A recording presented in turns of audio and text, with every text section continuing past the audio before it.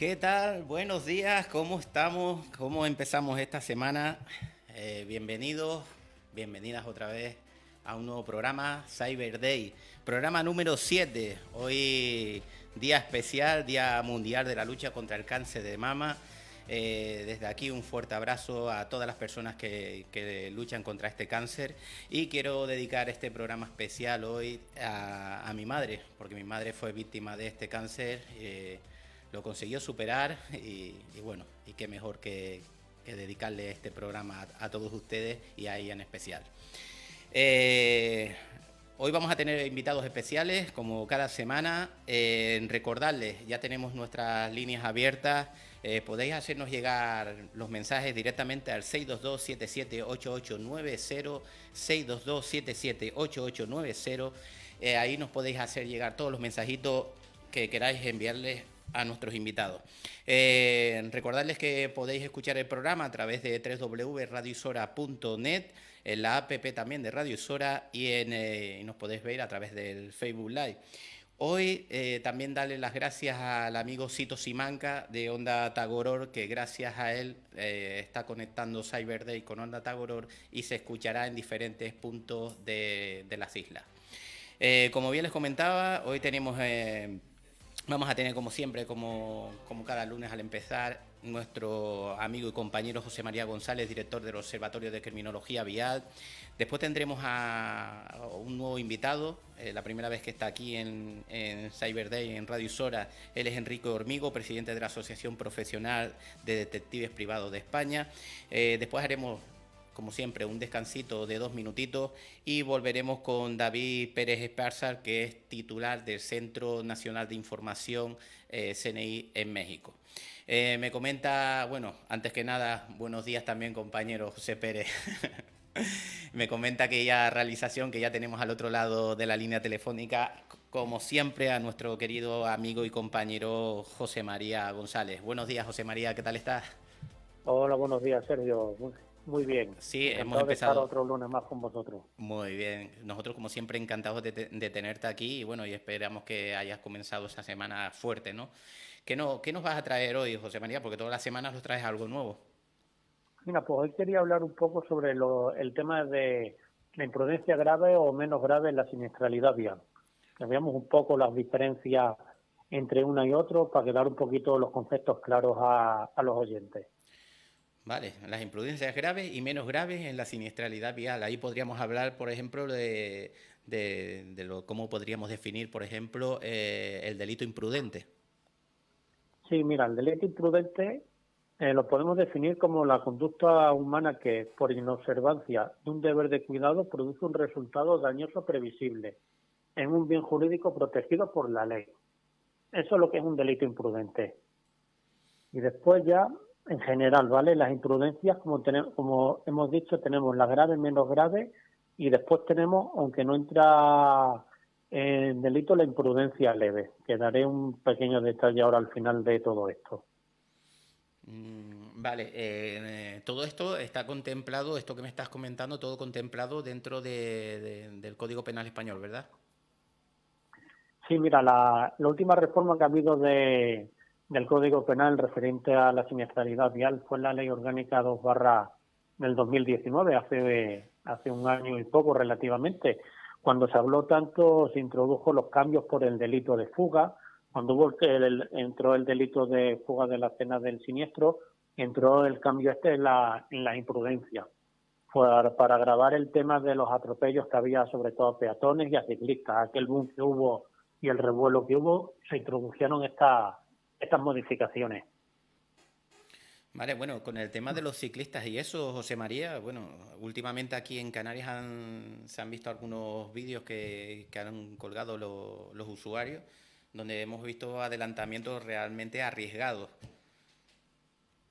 Sí, es el tema de los ciclistas es que es complicado. El primer problema viene dado porque no tenemos una educación vial clara y buena en estos temas. Pero me refiero tanto al conductor de vehículos a motor como de ciclistas, ¿vale? Digamos que son una cosa que hay que sumar las dos partes, porque no siempre es la culpa del conductor del vehículo a motor y no siempre es la culpa del ciclista. Hay a veces que las culpas para que, por desgraciadamente, llega un siniestro vial, que sucede un siniestro vial donde está implicado un ciclista, puede ser parte en culpa, puede ser compartida de ambos, ¿vale?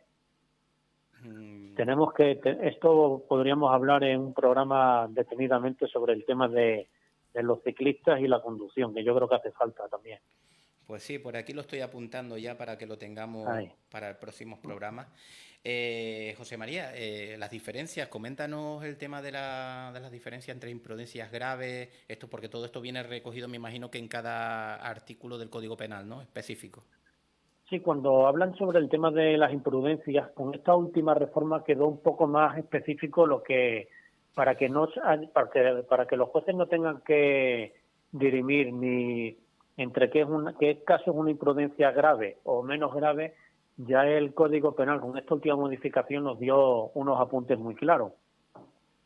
Y los apuntes y lo que nos establecen es así de rotundo. Es imprudencia grave las conductas tipificadas en el artículo 379 del Código Penal, que recordamos a los oyentes que son la de superar los límites de velocidad establecidos, más de 60 kilómetros en vía interurbana y más de 80 en vía urbana, conducir bajo la influencia de bebidas alcohólicas o drogas tóxicas, o superar la tasa objetiva de la alcoholemia, que quiero recordar que era 0,60. En esos tres casos, si hay algún homicidio o lesiones en un siniestro vial y concurre el conductor que lo ha causado, estas circunstancias, estamos hablando que es una imprudencia grave. Vale. Sí, José María, perdona. Sí.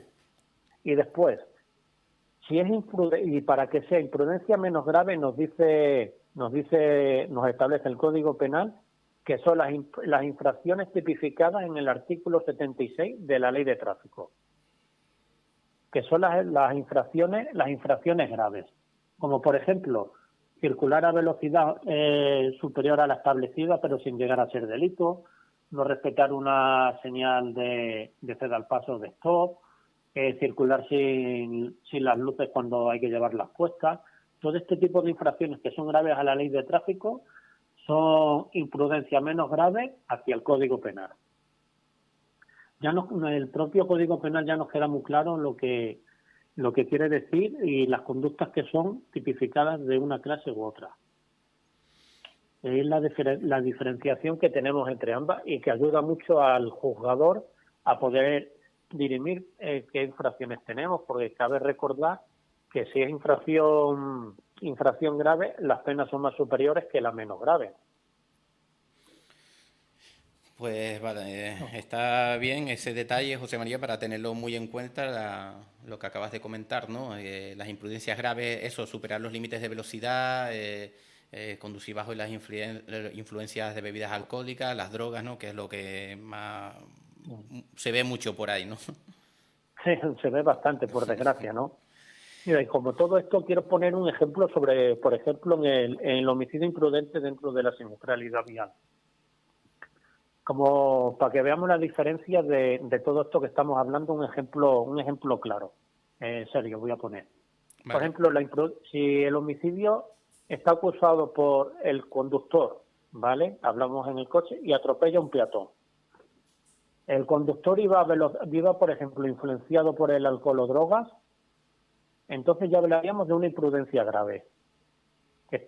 Sería el artículo 142.1 del Código Penal. Pero, en esa misma circunstancia, si el conductor atropella a un peatón, saltándose o no respetando la señal de un ceda al paso, hablaremos ya de imprudencia menos grave. El mismo hecho que es la muerte de un peatón, pero las conductas que han llegado a ese fin, como son diferentes, se catalogan de diferente manera. Una siendo imprudencia grave y otra siendo imprudencia menos grave.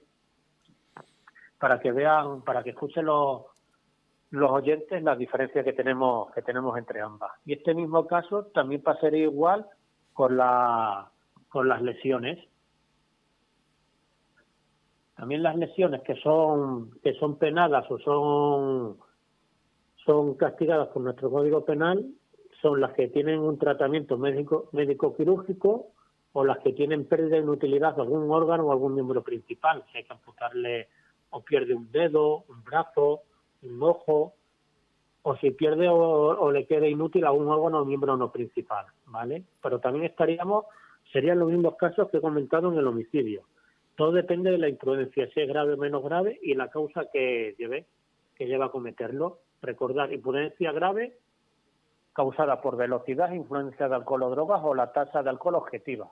Y la imprudencia menos grave, cualquier infracción que esté catalogada dentro de la Ley 6/2015 de Tráfico y Seguridad Vial. Vale, José María, un momento que nos dicen desde realización que hay alguna preguntita para ti. Sí, hay un mensajito que envían al 622-778890 a través de WhatsApp y nos preguntan que, ¿cómo es? ¿A partir de qué velocidad se considera delito? Si es en vía interurbana, más de 80 kilómetros, más de 80 kilómetros por hora. Y en vía urbana, más de 60. O sea, yo creo que queda la pregunta respondida, ¿no? Queda claro, sí. Sí, está regulado en el artículo 379 del Código Penal, por si el oyente quiere buscarlo. Sí, apunten ese artículo que parece bastante interesante. Artículo 379 del Código Penal. Ahí viene regulado, el 379 viene regulada tanto la velocidad, la influencia de alcohol o drogas y la tasa objetiva. Que son las imprudencias graves, que ya quedó claro y lo establece el Código Penal en el artículo 142.2 y el 152.2. Pues hoy hemos tenido, la verdad, que una nueva información, ¿no?, sobre imprudencias graves o menos graves en la siniestralidad vial. José María, para ir despidiendo, ¿algún dato más que quieras aportar sobre este tema? Sí, mira, para concluir, me gustaría comentar que la imprudencia leve queda fuera del Código Penal, dependiendo del resultado lesivo que sea, ¿no? Imaginaos que hay un resultado de muerte que no sea dentro de las circunstancias que hemos visto del artículo 379 o del artículo 76 de la Ley de Tráfico y Seguridad Vial. Eso habría que delinearlo habría que pasarlo a la vía civil, ¿vale? La imprudencia leve. La imprudencia leve ya no está catalogada dentro del Código Penal. ¿Podría ser imprudencia leve, José María, por ejemplo, una persona que conduce un camión, por ejemplo, no sé, se distrae un momento por cualquier motivo, hace un volantazo y la carga, por ejemplo, cae encima de un vehículo y no solo daña el vehículo, sino también a las personas que están dentro?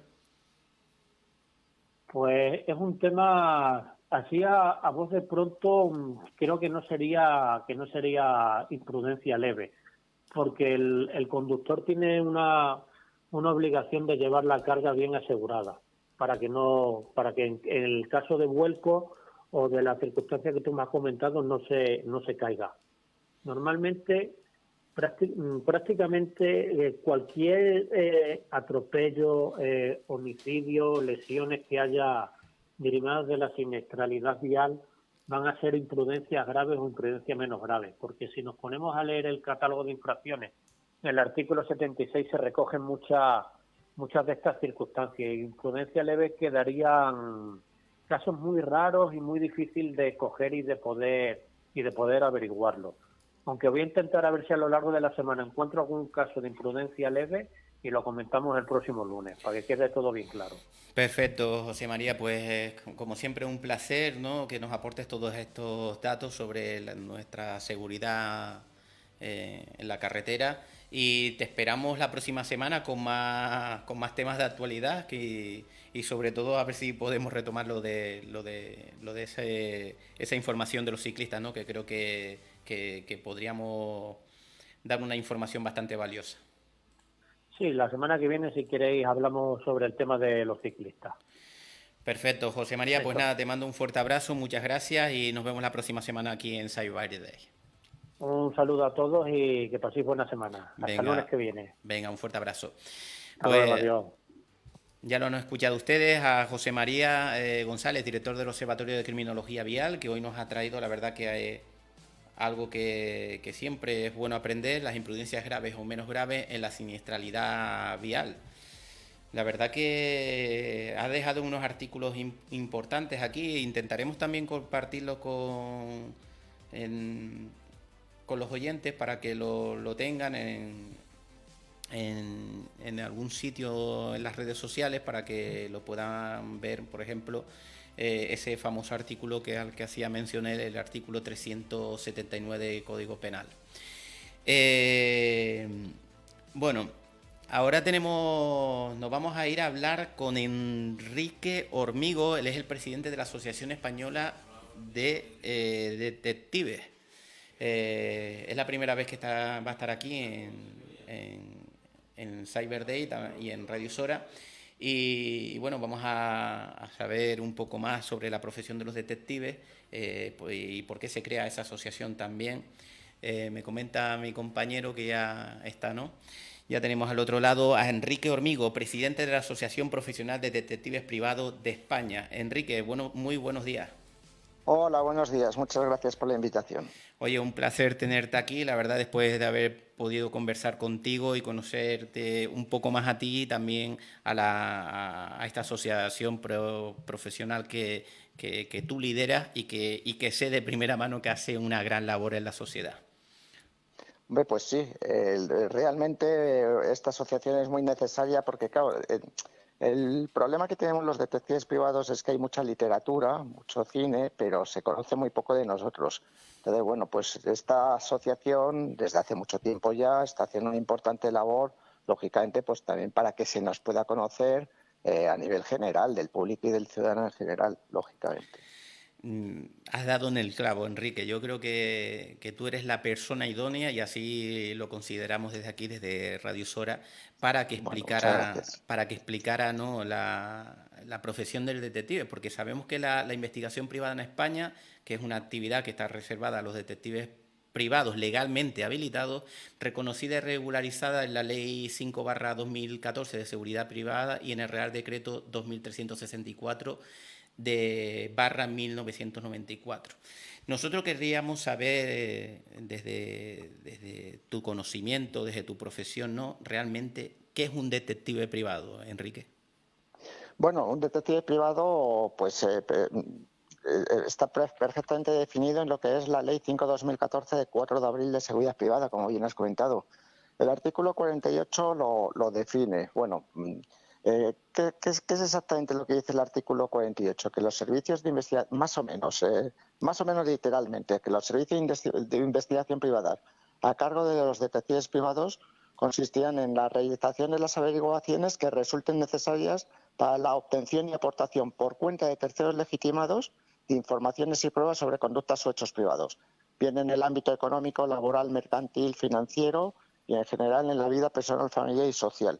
Es más o menos esto lo que está diciendo el artículo 48. Prácticamente de memoria lo estoy diciendo, pero más o menos es lo que dice. Entonces, bueno, pues cualquier investigación de cualquier conducta o hecho dentro de lo que es el ámbito de las personas, dentro de lo que es el ámbito privado, esa investigación nos corresponde en exclusiva a nosotros, no solamente porque lo dice el artículo 48, que dice a cargo de los detectives privados, sino también porque lo está diciendo el propio artículo 5.2 de la misma ley, que dice que los servicios de investigación privada se ejercerán con carácter exclusivo y excluyente, es decir, exclusivos únicamente nosotros y excluyentes que nosotros no podemos investigar, no podemos realizar otra actividad fuera del ámbito de la investigación privada con servicios exclusivos y excluyentes por los detectives privados. Es decir, nosotros pertenecemos dentro de lo que es el sector de la seguridad privada. Entonces, esto de excluyente implica que no podemos ejercer ninguna otra actividad dentro del ámbito de la seguridad privada que no sea la de detective privado, pero también esa actividad la ejercemos en exclusividad. Pues creo que bastante claro, Enrique. Una cosa que creo que se le tiene que quedar muy claro para que lo sepan nuestros oyentes, Enrique, ¿qué formación se requiere para habilitarse como detective privado?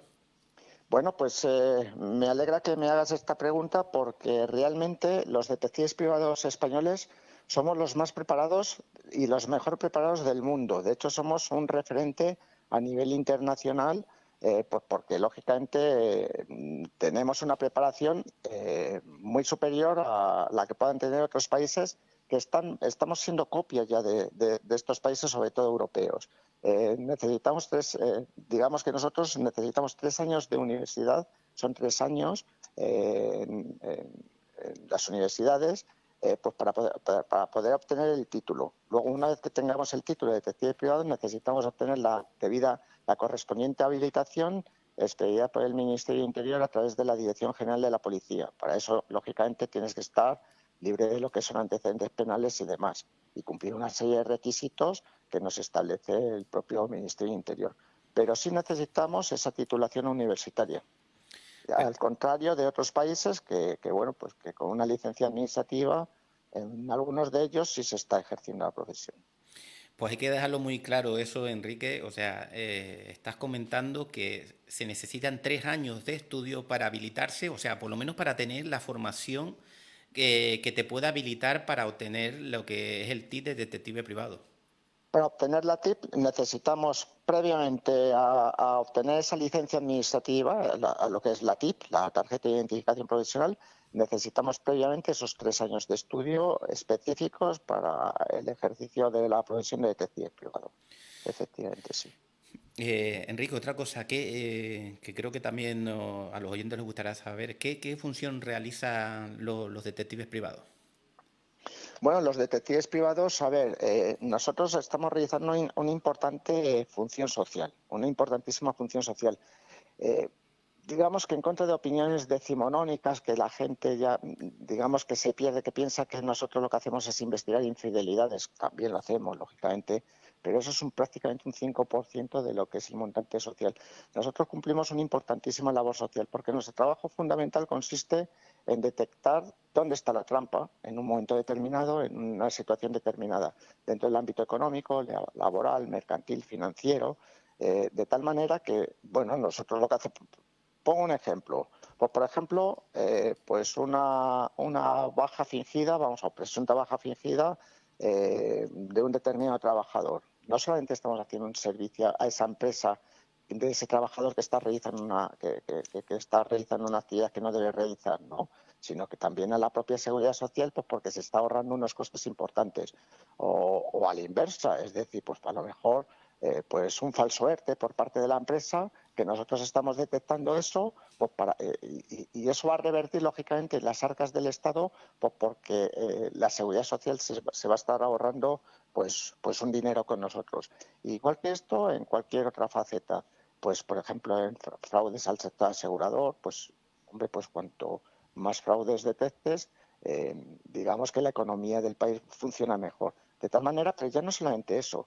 Luego también estamos, por ejemplo, últimamente hace 2 años, pues por poner un ejemplo, una de nuestras funciones es, como asociación, como detectives, es, bueno, pues intentar llegar a acuerdos, convenios con asociaciones de interés social y demás. Entonces, pues, por ejemplo, con esos desaparecidos hemos hecho un convenio muy importante, tanto para ellos como para nosotros, para poder localizar a personas desaparecidas. Y hemos abierto dentro de lo que es la APDP, dentro de lo que es la asociación, un turno LODES, localización desaparecidos, un turno LODES, para que todos aquellos asuntos que nos vayan entrando, poder dar servicio a todas estas personas que están sufriendo, bueno, pues esta gran pena dentro de lo que es en su ámbito familiar, ¿no? Entonces, bueno, pues cumplimos, digamos, una importantísima función social, que eso también me gustaría ponerlo en valor, pues porque lo que la gente opina sobre el detective, que única y exclusivamente investigamos infidelidades, esto es prácticamente un 5, un 6%. Incluso, bueno, Enrique, sí. sí, me comentan que desde realización le vamos a dar paso al compañero que tienen alguna preguntita para ti. Sí, Perfecto, muy bien. a través del Facebook, el amigo Tomás Pérez dice, a ver por dónde estaba, aquí dice, una preguntita para el señor Enrique, dice, ¿se han incrementado las llamadas por casos debido a la crisis del COVID? Bueno, digamos que no es que se hayan incrementado, digamos que el COVID ha reducido, vamos a ser realistas, el COVID seguramente, de inicio al menos, ha reducido la actividad, la actividad del detective privado, como prácticamente todas las actividades. Ahora sí es cierto que está otra vez reactivándose de nuevo. Y están cambiando las llamadas. Nos tenemos que dar cuenta que el COVID o la COVID lo que ha hecho ha sido provocar una importante crisis económica a muchísimas familias. Entonces, digamos que los asuntos familiares, por así decir, y ahora ahora diré a qué me refiero con asuntos familiares. Los asuntos familiares o particulares, pues seguramente se han reducido un poco más y se están cambiando, pues a lo mejor, pues por asuntos dentro del sector asegurador, donde la picaresca se ha incrementado un poquito más y cuestiones de este tipo. Por asuntos familiares, quiero hacer este inciso, no me estoy refiriendo a infidelidades, que también asuntos de infidelidades son sobre todo en el ámbito económico, en el ámbito de lo que es la custodia de los hijos, todo el tema de modificación de medidas, ¿no? Pues para uno de los cónyuges que pueda estar afectado por alguna medida, de alguna manera obtener pruebas, pues para poder cambiar esas medidas, ¿no? Entonces, eso, digamos, que ha bajado seguramente un poco y ha cambiado un poquito lo que es el panorama, e imagino que a la larga acabará otra vez estabilizándose y revirtiendo a su situación normal. Pues el amigo Tomás Pérez le hace otra preguntita. Dice, el decreto del estado de alarma dice no recoge expresamente si los detectives son un colectivo esencial o a pesar de que la ley de seguridad privada dice que esta es parte integrante de la seguridad pública. ¿Y usted qué opina? No opino. Yo lo digo tal cual es. Y efectivamente, el propio preámbulo de la ley lo establece claramente, que somos parte integrante de la seguridad pública, que es un hecho innegable, lo dice así textualmente la ley, que somos parte integrante de la seguridad pública. Y dentro de los fines de la ley, en el artículo 4 está claramente establecido como que somos parte integrante de la seguridad pública. Ahora nos vamos al decreto.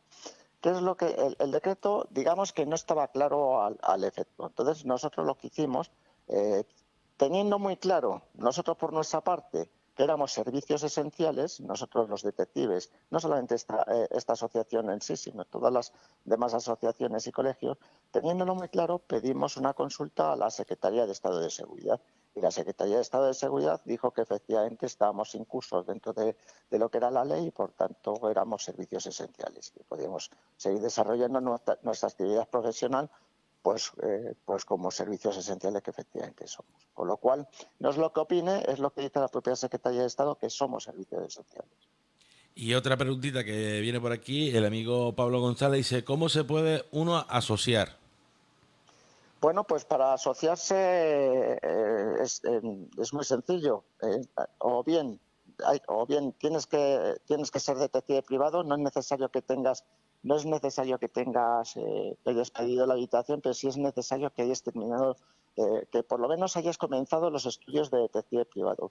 Si uno comienza los estudios de detective privado, puede asociarse. Luego, lógicamente, cuando termine los estudios de detective privado, lógicamente tiene que hacerse detective. Si no se hace detective, pues lógicamente, pero vamos, siendo detective, habría que, para estar asociado, lógicamente tiene que cumplir una serie de parámetros que lógicamente son también los exigibles, lógicamente, para poder obtener la habilitación a través del Ministerio del Interior.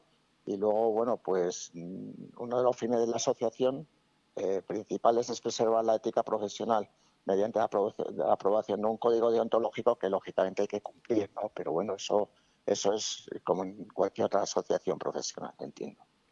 Y otra preguntita, ¿un guardia civil, un policía local puede ser directamente detective o también tiene que hacer los cursos?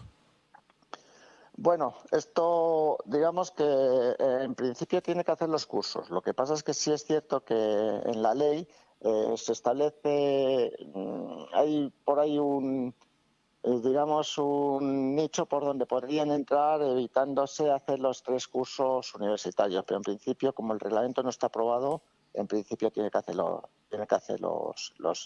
el reglamento que desarrolla la Ley 5/2014 de seguridad privada. Tiene que hacer los cursos para ser detective. Pues nada, Tiene que hacer los 3 cursos. te paso con el amigo Sergio, no hay más preguntas. Muy bien. Pues Enrique, vamos con los falsos mitos estos que se ven mucho por internet, qué tipo de prohibiciones hay para los detectives, porque a veces vemos en las películas y en otras, bueno, en muchas redes sociales se ve como que los detectives investigan asesinatos, investigan homicidios, etcétera. Entonces, yo creo que es muy importante también que nos puedas aclarar estas prohibiciones, ¿no?, que tienen los detectives. Bueno, las proyecciones que tienen los detectives es lo que he dicho del artículo 48, que podemos investigar dentro del ámbito laboral, mercantil, financiero y en general dentro de la vida personal, familiar y social, exceptuada la que se desarrolle dentro de los ámbitos o lugares reservados, de sentido común. Esto por un lado. Luego, nosotros podemos investigar delitos, pero delitos siempre perseguibles a instancia de parte, es decir, no delitos de oficio. ¿Qué ocurre? Y aquí está el quid de la cuestión. ¿Qué ocurre? Que, claro, nosotros no sabemos cuándo se produce Es decir, si dice, oiga, es que se ha producido aquí un atraco al banco tal y es que queremos saber si usted, quiénes han sido. Pues nosotros eso no podemos investigarlo, lógicamente. Pero muchas veces iniciamos una investigación en la que no sabemos que se produce un delito, en la que hay un delito detrás. Una vez que vemos que está ese delito, que tenemos conciencia de que se ha producido presuntamente ese delito, entonces sí tendríamos que participar las fuerzas y cuerpos de seguridad del Estado o bien al juzgado de guardia, etcétera, etcétera. Entonces, podemos investigar delitos, tanto privados como semipúblicos, pero delitos públicos no podemos investigar. Sí podremos investigar las circunstancias que puedan rodear a un determinado hecho, lógicamente, y si nos llevan al delito, sí lo tenemos que participar. Es decir, digamos que tenemos un ámbito de actuación amplio, pero restringido a eso. Esto por un lado. Y luego, lógicamente, también tenemos los límites de lo que es el artículo 18 de la Constitución. Es decir,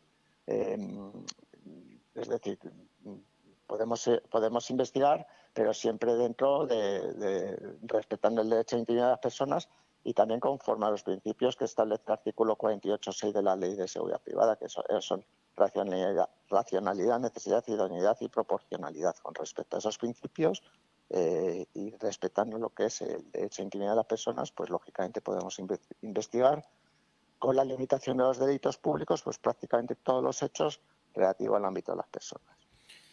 Enrique, para finalizar, me gustaría hacerte una pregunta que creo que esto lo estáis viviendo vosotros mucho y donde he podido recopilar un artículo vuestro en 2019 donde se publicaba en un diario digital una noticia de la asociación y el título decía así, tal cual, dice: los detectives alertan contra los intrusos e iluminados, ¿no? Y bueno, ahí pude leer un poco lo que decía el artículo y se hablaba, ¿no?, de esos falsos detectives y sobre todo de esa formación que muchos creían que se habilitaban como detectives por hacer un curso a lo mejor de un mes de duración. Entonces,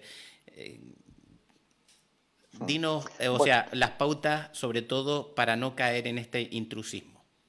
Bueno, esto de iluminados es una expresión que utilicé yo pues en una ponencia que estuve dando y de ahí cogieron lógicamente el nombre, pero es un nombre que viene muy bien porque iluminado, a ver, el problema que tiene el intrusismo es que viene desde muchos ángulos y incluso muchas veces viene desde la propia administración,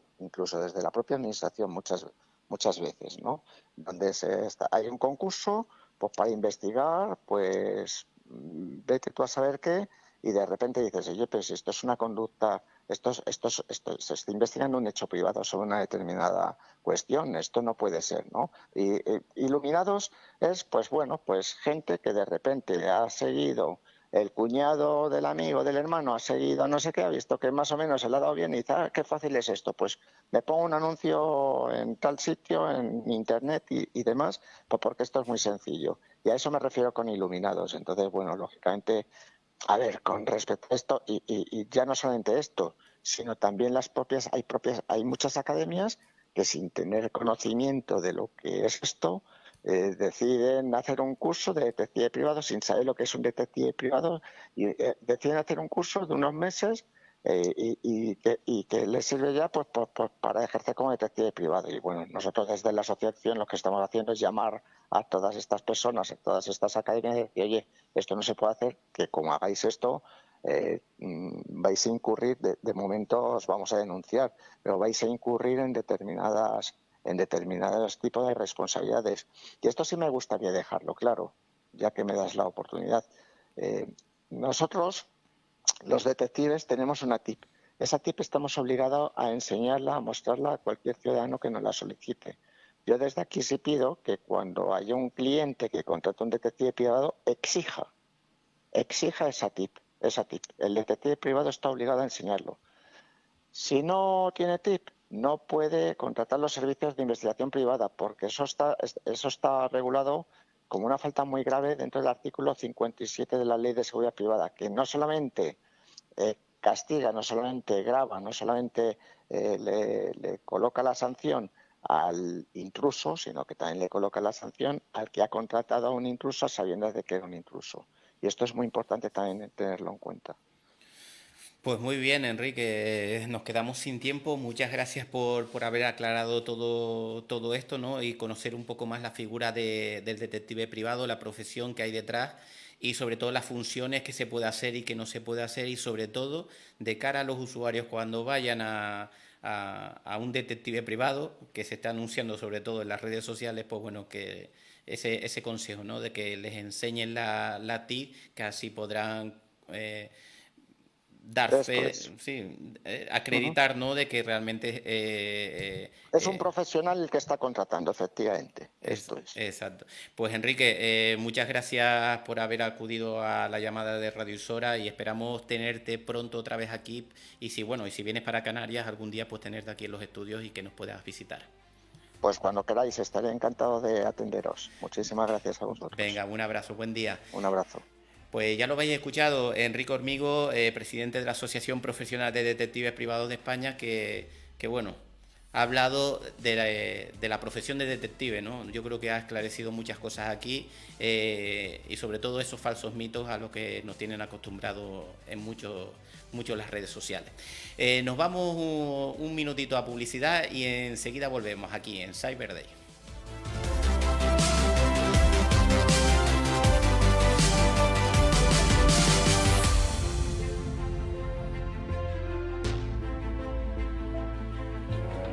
Ahora más que nunca, Plus Ultra Seguros, tu seguro con una empresa con más de 28 años de experiencia. Si quieres ahorrar en tus seguros con garantía, Plus Ultra Seguros en Guía de Isora y Playa de San Juan. Consúltanos y pide tu presupuesto hoy mismo. Hogar, salud, decesos, vida, autos. En Guía de Isora 922-85-1125 y en Playa de San Juan 922-138660. Plus Ultra Seguros, una empresa con alma.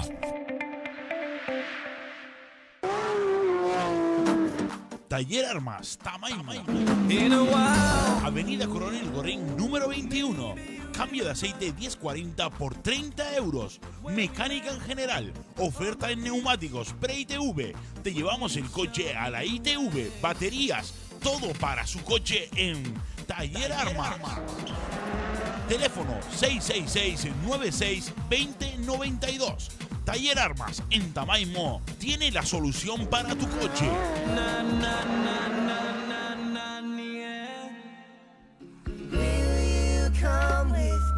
Hola, Santiago del Teide te saluda. Para volver a sumergirse en la espectacular belleza del fondo marino del Atlántico, diga sí. Si lo que quiere es contemplar la belleza de nuestros acantilados desde el mar en una travesía inolvidable, no se lo piense. SDT saluda. Estar así, en tierra, oyendo los arranques del aire, es olvidar la sed de los caminos que nos conducen a ninguna parte. En un espacio privilegiado y natural está el Hotel Rural Triana, una antigua casa canaria situada a una altitud de 500 metros en el casco de Vallehermoso, en el norte de la isla de La Gomera. Es un entorno tradicional de agricultura, basado en los bancales espaciosos dedicados antiguamente al cultivo. Se siente uno entonces con ganas de árbol y le sorprende que una hormiga pueda seguir bulliendo entre rastrojos sin esconderse en su agujero ni ocultarse del mundo silbador. Hotel Rural Triana, 11 exclusivas habitaciones con decoración de estilo típico canario, restaurante, bar, terraza con grato ambiente familiar, acceso a internet y más. Calle Triana 30, en Vallehermoso. Reserve desde ya al teléfono 922 96 69 40. Aquí no son posibles las palabras. Si alguien desea hablar, ha de cubrirse con el traje de musgo de los troncos. ¿Tienes problemas con tu móvil, tablet u ordenador? Móvil Teide es tu solución. Servicio técnico con más de 15 años de experiencia. Reparamos todo tipo de dispositivos. Trabajamos con todas las marcas del mercado. Pide presupuesto sin compromiso. Móvil Teide, tu tienda de confianza. ¿Cansado de pagar cada vez más en tu factura de internet? Buscamos la mejor solución para que te ahorres dinero a final de mes. Nos encargamos de tramitarlo todo. Llámanos hoy mismo al 922-868-121 o al WhatsApp 617-346-532. En Puerto Santiago, calle La Tosca, número 2. Todo lo que buscas en telefonía móvil, ordenadores, tablet y demás lo tienes en Móvil Teide.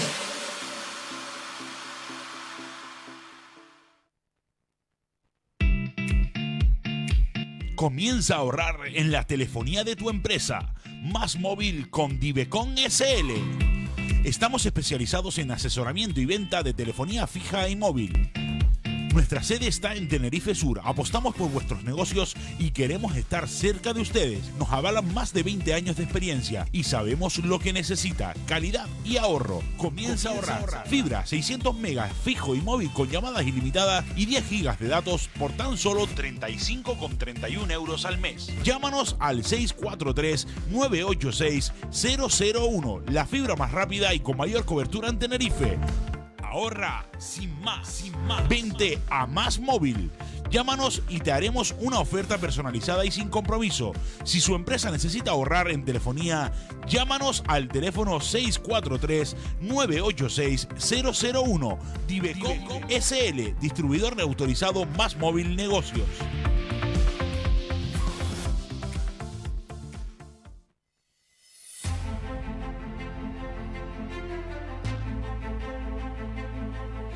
Ya estamos de vuelta aquí en Cyber Day y bueno, tenemos un invitado desde México. Él se llama David Pérez Esparza, es el titular del Centro Nacional de Información CNI en México y me comenta realización que ya lo tenemos al otro lado de la vía telefónica. David Pérez Esparza, buenos días, bienvenidos a Cyber Day. Hola, ¿qué tal? Buenos días, muchas gracias, mucho gusto en saludarles desde México. Es un placer que acudas a nuestra llamada, la verdad, la primera vez que te tenemos aquí en la radio española, ¿no? Radio Sora, aquí en las bonitas Islas Canarias, que te aconsejo también un día que cuando vengas a España no dejes de visitar. Cuente con ello, ahí estaremos. David, voy a resumir un poco tu increíble currículum, porque podríamos estar hablando todo el programa del currículum tuyo, pero lo vamos a resumir brevemente, ¿vale? Venga.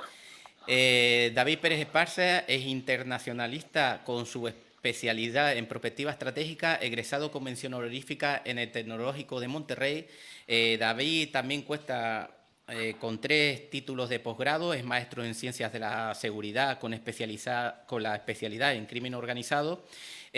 También es maestro en Política Pública por la Escuela de Gobierno y Transformación Pública EGAP. Y también tiene otra maestría en Economía y Resolución de Conflictos por la Universidad de Essex de Reino Unido. También David ha sido investigador y consultor con una amplia trayectoria internacional en seguridad pública. Sus temas de experiencia abarcan desde el desarrollo y la reforma policial, mercados ilícitos de droga, tráfico de armas, tecnologías aplicadas a la seguridad, Fuerzas Armadas, protección fronteriza, manejo estratégico de riesgos y prevención situacional del delito basada en la evidencia. David, podría, como ya dije, estar hablando de tu currículum, es impresionante, me imagino que no has parado durante todo este tiempo. No, pues echándole ganas, mi estimado, es un tema que nos apasiona y nos gusta muchísimo pues estudiarlo y trabajar ahora desde el gobierno. Nos vamos a centrar un poco, David, nos gustaría conocer porque... ¿Cuándo te nombran a ti titular del Centro Nacional de Información CNI en México? El 1 de enero del 2019, hace como 20 y tantos meses ya. ¿Por qué se crea este Centro Nacional de Información? Mira, este Centro Nacional de Información nace oficialmente en 2010. Ya existían antes otras oficinas en México que se encargaban de temas similares, pero como tal nace en 2010 y tiene el objetivo de aglutinar en un solo lugar toda la información importante, estratégica para la Federación, para los gobiernos estatales, que en México son 32, y para los más de 2.400 municipios en el país. ¿Y quién forma el centro nacional en sí? El Centro Nacional de Información, ¿quién lo forma? Mira, el Centro Nacional de Información está compuesto por alrededor de 60 personas en la Ciudad de México. Hay varias direcciones de área, direcciones que tienen que ver con tecnologías de información, la dirección jurídica, la dirección de proyectos estratégicos. Gran parte de las funciones que tiene el Centro Nacional de Información se parten en diversas secciones, en diversas áreas. Una, la que es más común, es la de incidencia delictiva, que yo creo que es la más popular al interior de México, porque somos los que publicamos la estadística oficial del país. Pero así como esa dirección, hay otras áreas, por ejemplo, que tienen que ver con la modernización tecnológica, el uso de Big Data para la reforma policial, la transformación de las instituciones basadas en evidencia, inteligencia, análisis de datos y otras tantas más, mi estimado. David, ahora que comentabas lo de estadística oficial, vamos a esperar un momento porque me dicen desde realización que ya tenemos preguntas. Sí, todavía no había comenzado a hablar y ya tenemos la pregunta por aquí. La pregunta la hace Tomás Pérez. Dice, ¿qué opina usted de que el general Salvador Cienfuegos fuese arrestado por cargos de narcotráfico y lavado de dinero en el Aeropuerto Internacional de Los Ángeles, a petición de la agencia antidroga estadounidense, la DEA, este pasado jueves? Mira, en efecto es un tema muy, muy interesante que ocurrió en la ciudad de Los Ángeles esta semana pasada. El general Cienfuegos fue secretario de la Defensa Nacional y por ende titular del Ejército durante el gobierno previo, el gobierno de Enrique Peña Nieto, del partido llamado PRI, del 2012 al 2018. El general Cienfuegos pues, tuvo un perfil relativamente bajo durante esa administración, digamos, nada que ver con lo que está ocurriendo ahora en materia de seguridad durante el gobierno al cual pertenezco, el licenciado López Obrador. Fue detenido, entendemos que por cargos diversos vinculados con Ley General de Salud, narcotráfico, inclusive enriquecimiento y blanqueamiento de capitales, lavado de dinero. Él, pues oficialmente todavía es inocente hasta que se demuestre lo contrario, en el caso de debido proceso. Entiendo que es probable que se traslade a la ciudad de Nueva York, donde se dará seguimiento a este caso, junto con otros. Vale la pena señalar, hay otro ex secretario de Seguridad en el gobierno de Felipe Calderón, quien fue presidente de 2006 a 2012. Y ambos casos están llevándose a cabo en la ciudad de Nueva York. Yo pensaría, hay que verificarlo, pero pensaría que vinculados al caso del Chapo, que también se encuentra en Estados Unidos, como ustedes sabrán. Es una situación importante, me llama mucho la atención porque pues, Estados Unidos había en su momento validado tanto el apoyo a García Luna, secretario que les decía con Calderón, como a general Cienfuegos, secretario con Peña Nieto. Ambos son inocentes de momento, no se les ha demostrado su culpabilidad. Naturalmente en México ha sido un escándalo de mayores proporciones. Yo creo que hay que esperar a que se demuestre la culpabilidad. En su momento el gobierno de México ha sido muy respetuoso del principio de presunción de inocencia. Naturalmente yo creo que lo importante aquí es destacar el cambio en la política mexicana. Actualmente el ejército pues tiene muchos mayores controles de los que tenía, y situación muy similar ha ocurrido afortunadamente con la Secretaría de Seguridad, a la que yo pertenezco.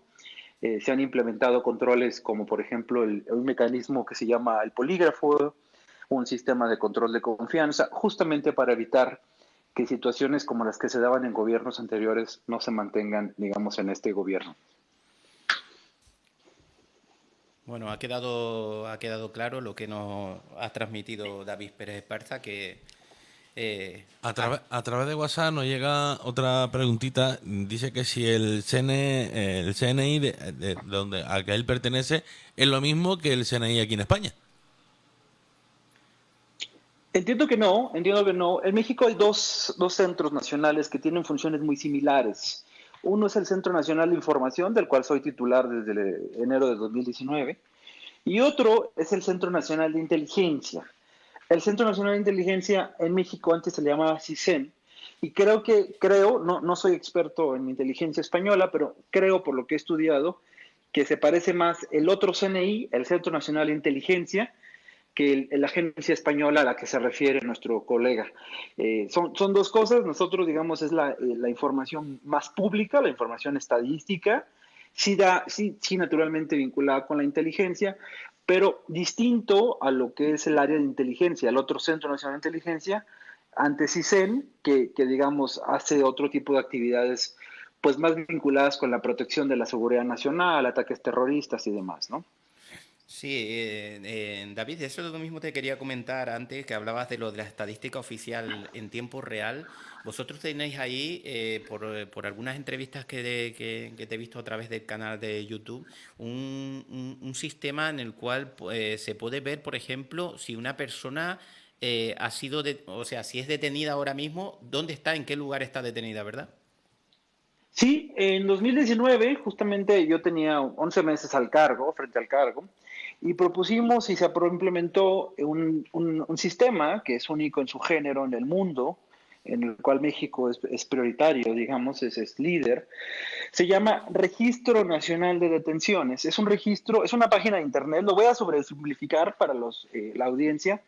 Es una página de internet en la que, supongamos, si yo fuera detenido hoy por algún delito, mis familiares podrían ver, mi abogado, mi empleador, podrían ver en tiempo presente, en tiempo actual, dónde me encuentro detenido, por qué institución, en qué momento fui trasladado, en qué condición me encuentro y cuál es mi futuro cercano. Esto naturalmente tiene un impacto sustancial en materia de derechos humanos, porque pues pone a México a la vanguardia y porque permite pues evitar, por ejemplo, la desaparición forzada, los abusos policiales, ¿no?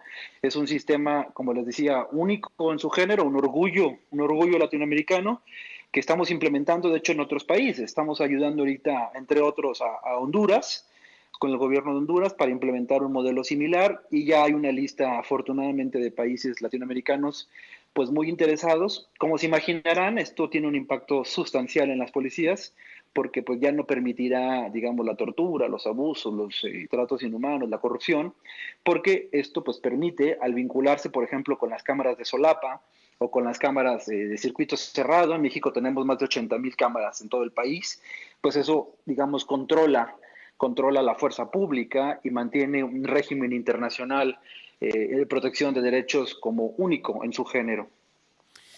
David, más de 80.000 cámaras, y me imagino que toda esa información es recopilada a través de este Centro Nacional de Información, pero aparte también creo que ahí también hay otro tipo de información también que alberga el CNI, ¿no? Como que puede ser el 911. Sí, mira, en efecto son dos de las direcciones, digamos, que tiene el CNI. Una son las cámaras a las que tú ya hacías referencia. Son cámaras públicas que son coordinadas por 192 centros. O sea, el CNI coordina 192 centros que en México se les llama calle, y calle significa centros de atención de llamadas de emergencia. Eso, súmale todavía las cámaras privadas, que son una cantidad impresionante, ¿no? Entonces, bueno, de las públicas son por lo menos 70,000, 80,000 cámaras a nivel nacional, que son coordinadas localmente por cada una de las 32 entidades, pero de manera nacional el CNI las coordina la política pública, la regulación. Eso por un lado. Por otro, muy siguiendo el modelo de otros países, específicamente Estados Unidos, tenemos un sistema de llamada de emergencia que se llama 911, 911, que es el equivalente a 911 estadounidense, que básicamente funciona igual, ¿no? Es un centro estratégico de atención, de monitoreo y respuesta rápida ante emergencias, que pueden ser emergencias médicas, emergencias de seguridad, emergencias sanitarias, por ejemplo, emergencias de protección civil. El 911 nació en México hace 3 años, acabamos de celebrar su 3er aniversario, y bueno, también lo coordinamos en el Centro Nacional de Información, y afortunadamente hemos tenido mucho apoyo tanto del presidente como de mis 2 jefes, el licenciado Leonel Efraín Cota y el doctor Durazo, secretario, que es el equivalente al ministro, digamos, en España, y en la modernización del 911 para que funcione bien, para que la gente confíe, la gente denuncie y sobre todo, bueno, que la respuesta de parte de la autoridad mexicana sea pronta, ¿no? 2-3 minutos como máximo. ¿Qué tipo de información, aparte de la que ya comentabas, David, también recibe este Centro Nacional de Información? Mira, hay un instrumento que nació en 2005, y digo nació en papel, porque realmente nunca se le dio su mérito. Es una línea de atención a la denuncia anónima. En países como Reino Unido, por ejemplo, donde yo tuve la oportunidad de vivir 8 años, hay una cosa que se llama if you see something, say something, ¿no? Si ves algo raro, dilo. Es una línea de denuncia anónimo en la que los ciudadanos, por ejemplo, pueden llegar a denunciar si ven, por ejemplo, traficantes de personas, traficantes de órganos, traficantes de armas o de drogas en su vecindario. Pero naturalmente por el impacto del delito, pues no quieren ir a poner el nombre, no quieren ir a poner la cara, cosa que es bastante perfectible y entendible. Entonces la gente marca en México al 089. Esa línea, como les decía, oficialmente ya existía desde 2005, sin embargo este año la hemos relanzado como parte de la actividad estratégica medular del Centro Nacional de Información. Vamos a hacer, por ejemplo, una campaña muy fuerte para política antiextorsión, utilizando Big Data, de tal suerte que podamos combatir todas las extorsiones. En México la extorsión es el segundo delito más popular y se ha convertido probablemente en el mayor problema en tiempos de pandemia. Otros delitos, casi todos, han reducido sustancialmente en este gobierno, pero la extorsión se mantiene como un delito muy complicado, sobre todo por lo que implica. En ese sentido, la línea de denuncia anónima, la línea nacional de denuncia anónima 089, que también coordina el CNI, pues está volviéndose en una estrategia fundamental para, por ejemplo, combatir el crimen organizado vinculado a la extorsión y sobre todo vincularlo con el caso de utilizar tecnología, por ejemplo, para si yo hago una extorsión desde mi celular a otra persona, pues que esa persona me denuncie en el 089 y después de una cantidad determinada, un juez pueda inhabilitar el celular, ¿no? Y en su caso sancionar y perseguir al delincuente. Entonces, bueno, el 089 es otra de las áreas del CNI, es igualmente un área muy importante, tanto 911, para darte una idea, 911, 911 y 089 son casi 5,000 empleados que de alguna manera dependen de las políticas públicas que se decretan desde el CNI. Así que bueno, son dos líneas nacionales únicas, sumamente fundamentales. Pues tengo entendido, la verdad, que usted es una persona que la verdad que se está moviendo muy bien en el mundo de la seguridad y que está trabajando para esto mismo, ¿no? Para un país que se adecue, ¿no? en más políticas de seguridad, como son las que nos acaba de comentar, pero usted tampoco está exento, y aquí quería hacer alusión a una noticia que salía este año, sobre todo relacionado con las fake news, donde usted fue víctima de una fake news, donde en una noticia que publicaban los diferentes medios decían que usted renunciaba al cargo del titular del CNI. Sí, mira, fue muy desafortunado, no recuerdo bien el mes, habrá sido abril, mayo, a inicios de la pandemia aquí en México. Fue una noticia que salió en medios nacionales, inclusive fue muy famosa porque además el expresidente Felipe Calderón pues, retuiteó en una serie de ocasiones esta noticia, él obviamente utilizando mi nombre como para golpear al actual gobierno. Tú sabrás que pues, el gobierno del licenciado Felipe Calderón pues es un gobierno de derecha y ahora, digamos, trae un conflicto permanente con el presidente López Obrador, cosa que ya, bueno, no es novedad, viene desde 2006 cuando ambos compitieron por la presidencia, pero sí, en efecto, yo salí a desmentirlo, yo pues me mantengo muy emocionado con lo que estamos haciendo en la Secretaría de Seguridad. Como te decía, pues yo he dedicado toda mi vida a este tema, no tengo muchísimos años de experiencia, si lo quieres ver, tengo 35 años, pero desde que yo me acuerdo, desde los 15, 16, 17 años me he dedicado a este tema, no lo he dejado, como tú ya decías, pues estudié 3 maestrías, estudié un doctorado, he publicado 5 libros, viene uno más. Me interesa mucho el tema de la seguridad y sobre todo mi prioridad pues, profesional y personal es que a México le vaya bien, que México pueda resolver el problema de la seguridad con evidencia, con ciencia, con innovación, con mucha pasión. Entonces me apasiona mucho el tema y pues sí fue muy lamentable ese caso, pero bueno, yo confirmé que fue ahora sí, como dicen los periodistas, un fake news. Y pues la mejor muestra es que estoy aquí contigo, que ya llevo 22 meses frente al cargo. Obviamente hay muchas presiones y muchas tensiones, porque cuando uno quiere cambiar las cosas en el gobierno hay presiones, eso es evidente, ¿no? Pero yo lo entiendo como parte del juego, soy un actor técnico, me considero un técnico de la seguridad, y pues mientras que el presidente de la República así lo disponga, yo seguiré al frente del Centro Nacional de Información. Pues tenemos otra preguntita por aquí que envía el amigo Tomás Pérez. Dice, ¿el sistema de consulta de detenidos es en la página de la Fiscalía General de la República?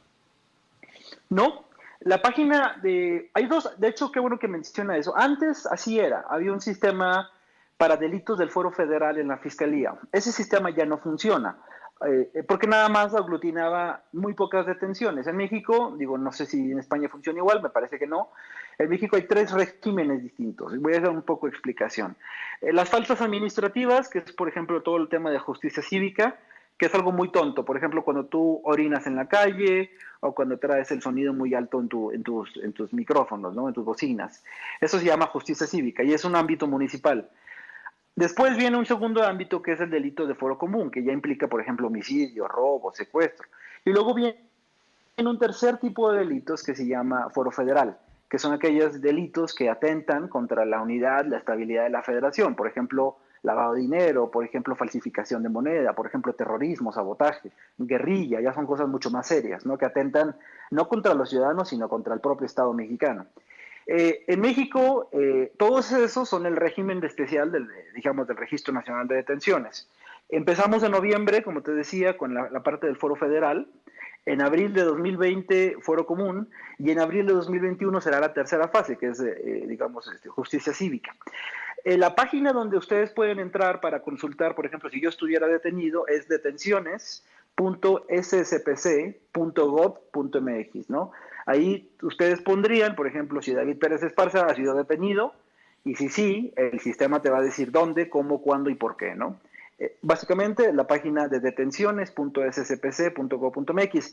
Este sistema no depende de la Fiscalía, sino es un sistema que depende del Sistema Nacional de Información, que básicamente, como ya les decía, son 2.400 municipios mexicanos, 32 entidades, gobiernos subnacionales y el gobierno federal, ¿no? Entonces es un sistema mucho más complejo y por ende único en su género a nivel mundial. Pues aquí hay bastante información, David. Se nos acaba el tiempo. Ha sido un placer tenerte hoy aquí en Radio Isora, que nos puedas trasladar todos esos avances tecnológicos y sobre todo de seguridad y de información que está llevando adelante el Centro Nacional de Información y del cual tú eres titular, y la verdad que hoy nos ha gustado mucho saber pues que México va para adelante, ¿no?, en materia de seguridad. No, pues te lo agradezco mucho, vamos bien, el reto no era menor, el reto era enorme, brutal, pero vamos bien, la mayor parte de los delitos han caído, vienen buenas noticias y pues estamos muy emocionados por lo que estamos logrando desde México. Pues David, esperamos tenerte próximamente aquí en Radio Isora y bueno, en este programa en concreto en Cyber Day. Siéntete como uno más de esta casa y nada, gracias por atendernos a esta llamada y que nos puedas trasladar toda esta información. Se los agradezco muchísimo, ha sido un placer, saludos desde la Ciudad de México. Venga, un fuerte abrazo, David. Gracias, bye. Pues ya lo han escuchado ustedes, a David Pérez Esparza, titular del Centro Nacional de Información CNI en México. Nos ha traído, la verdad, un montón de información referente a la seguridad actual que ahora mismo se está implementando en ese país, en México, y la verdad que buenos datos. Bueno, no nos queda más tiempo, amigos, como siempre, otra semana más, se nos va volando el tiempo, siempre con invitados de lujo. Y bueno, nos vemos la próxima semana aquí en Cyber Day, pero una cosa, no se olviden, somos lo que continuamente hacemos. Nos vemos la próxima semana aquí en Cyber Day.